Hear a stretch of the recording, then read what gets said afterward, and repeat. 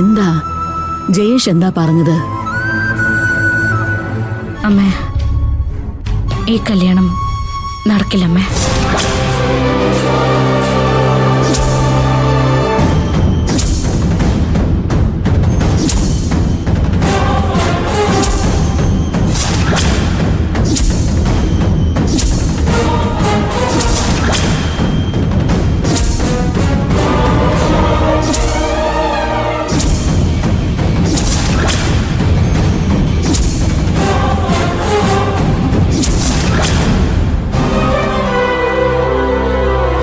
നമ്മളെല്ലാരും കരുതിയിരുന്ന പോലൊരാളല്ല ജയേഷ്. ചേച്ചി ചേച്ചി എന്താ അങ്ങനെ പറഞ്ഞേ? അവന്റെ സംസാരത്തില് നിനക്കല്ല മോളെ മൂല്യം, നിനക്ക് വേണ്ടി ഞങ്ങൾ തരുന്ന ധനമാണ് മൂല്യം. ഞങ്ങളെ കണ്ടപ്പോഴേ അവൻ പരിഹാസത്തോടെയാ സംസാരിച്ചത്.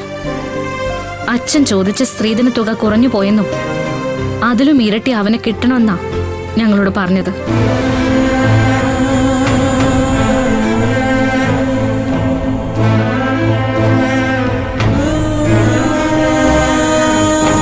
അവൻ പറഞ്ഞതെല്ലാം എനിക്കിവിടെ അങ്ങനെ പറയാൻ പറ്റില്ല ബാനു.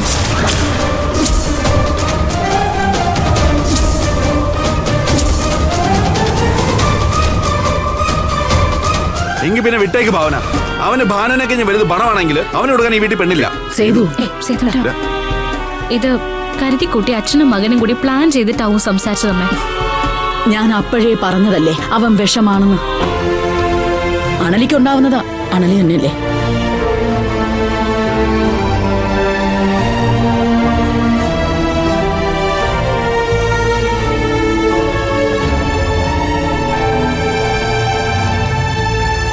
ബാനു, അവനോട് എന്താണ് പറയേണ്ടതെന്ന് പോലും എനിക്കറിയില്ലായിരുന്നു. അത്രയ്ക്ക് നിലവാരമില്ലാത്ത സംസാരമായിരുന്നു അവന്റേത്. എന്നെയും സൂര്യ അവൻ അങ്ങനെ അധിക്ഷേപിച്ചത്.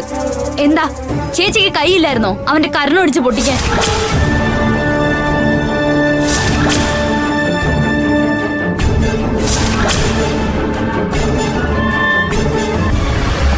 ചേച്ചി ഏട്ടനെ അധിക്ഷേപിക്കാൻ അവനാരാ? ബാനു,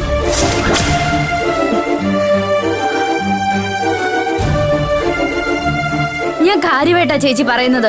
അവൻ എന്നെക്കാട്ടിലും വലുത് എന്റെ പണമാണെങ്കിൽ പിന്നെ എനിക്കെന്തിനാ അവനെ വേണം?